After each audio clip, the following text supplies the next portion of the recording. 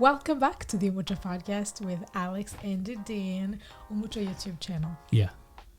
What's in the store? Today, we're talking about episode 2 of this series, How to Start a Podcast. Yep. So last week we talked about coming up with your idea, your structuring, how you wanted to format your podcast. Yep. And that's all very important. It is. But today, Yeah. we're talking about more of the technical aspects of this whole thing. And I'm excited you're here because that's your, that's your thing. I'm the tech guy. So we're going to be talking about microphones, which ones you need, which ones you probably don't need starting out. We're going to be talking about the audio interfaces, should you desire to have more high-tech stuff, and some editing tips. What do most people think about when starting a podcast? They think about the microphones. Technically. Oh, technically. Literally, technically. What do I need when starting a podcast? Oh, I need a device to speak into. Yeah. If we're talking about people listening to my voice, our voices, we got to understand what we're speaking into. Now, most people would immediately jump to microphones.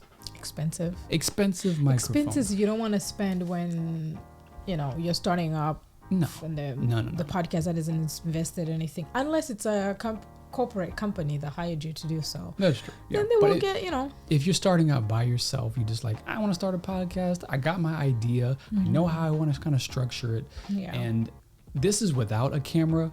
We're speaking into the camera right now, but this is bare bones podcast, just your voice and your audience. Yeah. So you don't need microphones just yet, quite yet.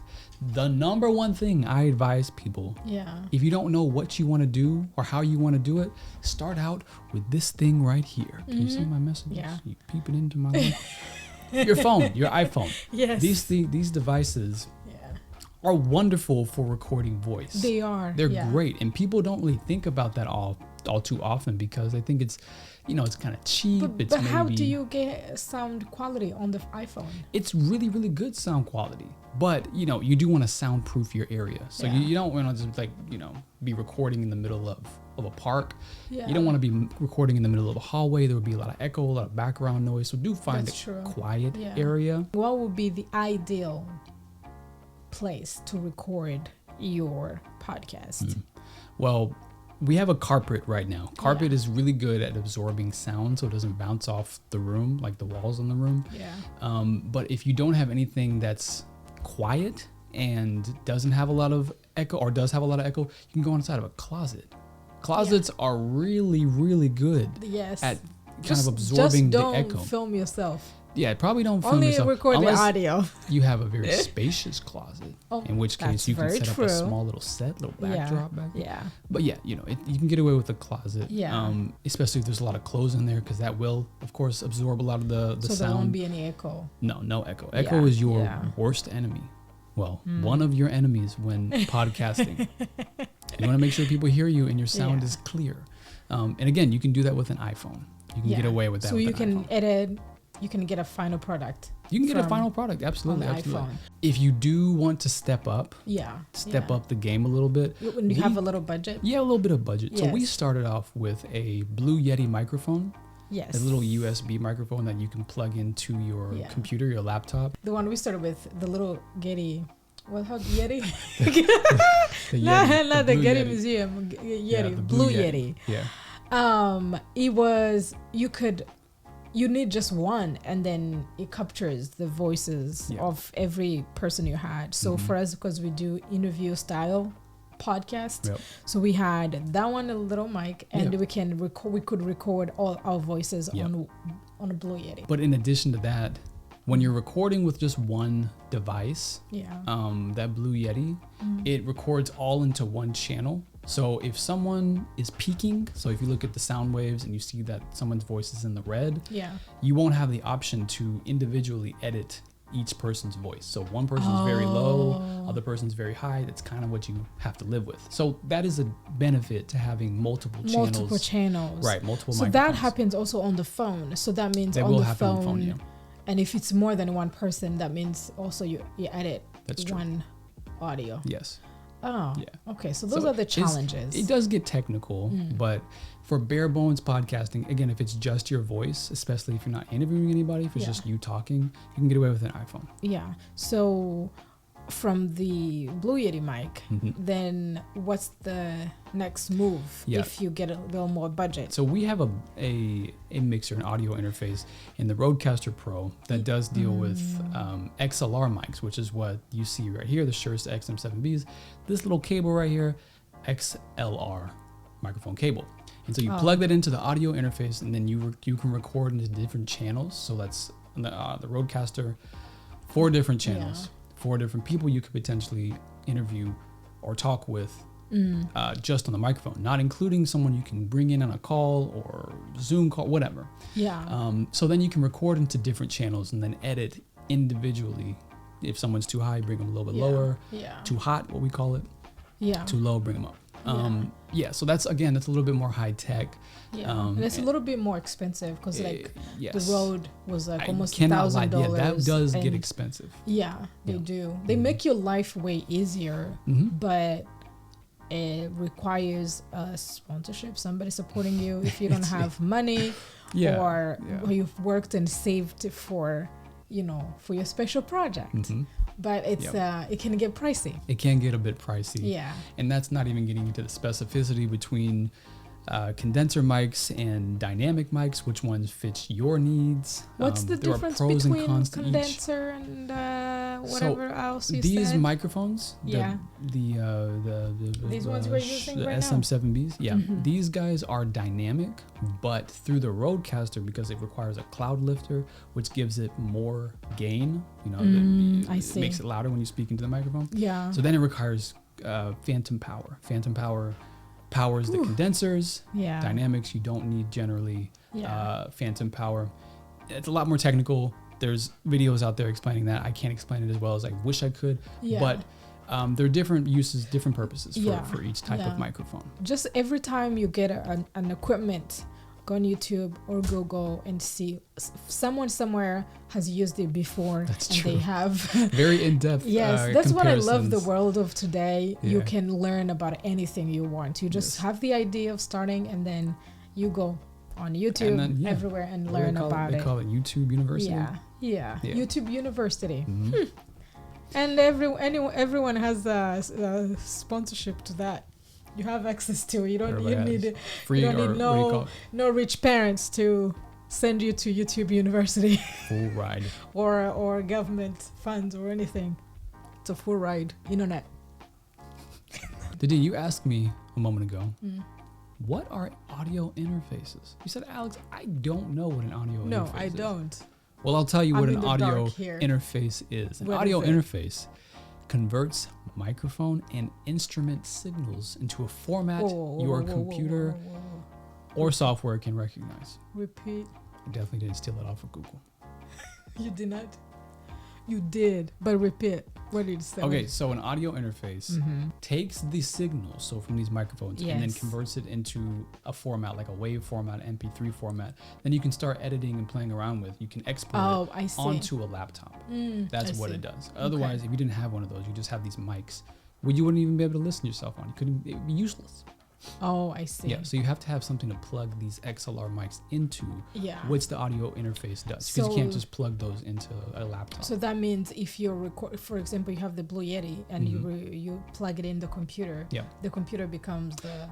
Right. The USB microphones, any computer that has a USB port, USB microphones are compatible. And then like you said, the laptop then becomes the audio interface. Perfect. And you can edit there and publish the you can do whatever you want to do. Podcast. Right. And you become a podcast host. Exactly. And you start telling everyone, what do you do? I'm a podcast host, like Alex does at the grocery stores.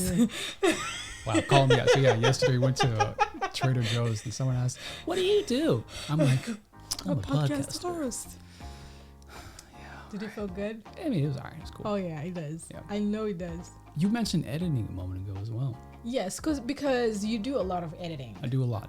Yeah, and I don't. No. So how can interviews make your job easy for post production? And does these microphones, all the other things you get before recording help you help ease your job in the post-production when editing. Yes. So what you can do before editing, I would very, very strongly suggest. There's a car out there. That is a tank.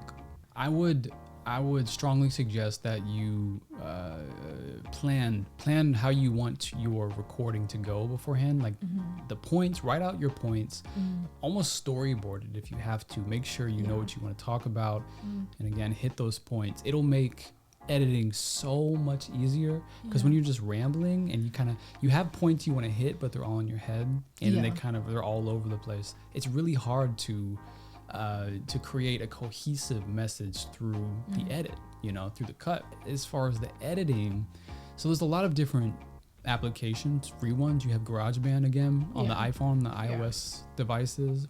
That is very underrated.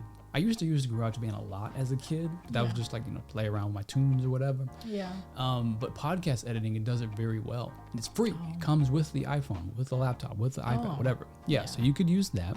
There's another application that you can get online. It's called Audacity. I used to use that a lot in college before I really started audio editing. That's free, I believe, and you can edit your podcast there. But those are the two ones that I used mainly before I got into Final Cut. I don't use Logic. A lot of people will think about editing in Logic Pro. You can. It is a very robust application because you know iMovie, right? Yes. Yeah. Final Cut Pro is like iMovie, Final Cut Pro, GarageBand, Logic Pro. It's like the big brothers.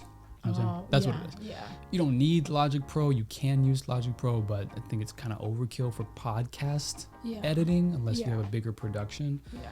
But once again, you can get away with the smaller applications such as GarageBand and Audacity. So, do you want to talk about an intro and outro? How you need that? Because first, remember, we made this huge error. Do not make it. We didn't know. We didn't do intro and outro for our first, I think, 2 episodes actually. Yeah. We were we say hi, whatever to the guest, and we didn't realize we needed a consistent intro and outro to your podcast because it talks about what your podcast is about. Yeah, it's true. That's true. It is necessary to do the intro and outro. That's a lesson that we learned very early on. It just helps. It helps with the flow of the podcast. You tell people kind of what the podcast is about, what that particular episode is about beforehand. Yeah. And then afterward, you sort of wrap it up and do your, obligatory marketing stuff that we do. It is pretty much, marketing. It's more of helping people or update people on who, like new listeners, knowing who you are. If somebody lands on whatever podcast they like, they will understand also what the whole podcast is. That's right. Whatever episode they like. That's right. Yeah, so don't forget about the intro and outro. Don't forget about it. It is important. And it helps with your own consistency. It does. In your branding and your the growth of your podcast. Absolutely. Yeah. So that was it for today. I think that's it for today. Yeah, I think I covered all the things that we went through. Not necessarily stuff that everybody else goes through, but we went through. These are from our personal experiences. Yep. We went through, passionately loving your ideas, sharing it with few friends, trusted friends, and deciding to start, and then start looking into technical stuff. Yes. Which Alex explained it really well in this video, and you did great. And then the next episode actually, we are going to be talking about how you distribute your podcast. What platforms, this is RSS? The RSS feed. The RSS feed. Yeah, we'll talk all about that. I still don't understand it, but in the next episode. Yeah, so we'll talk about all of that and where you can host it so it gets, seen by many people. That's what we're going to talk about, which is really, really exciting. So stay tuned for next episode. And don't forget to, do the magic of subscribing. Like the video, comment down below, subscribe, hit the notification bell if you are subscribed. Absolutely. Thumbs up. Tell your friends about us. We talk about this stuff. New videos all your friends. Every week. We're working on being more consistent here. We're still on the path to 1,000 subscribers, so we appreciate. Oh yes. Oh, the birds. The Boyds.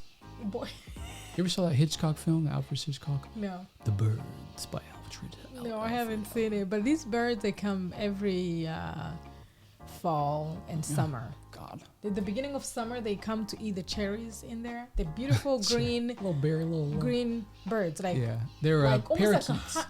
Almost like 100 of them. There's a bunch of them. Over 100.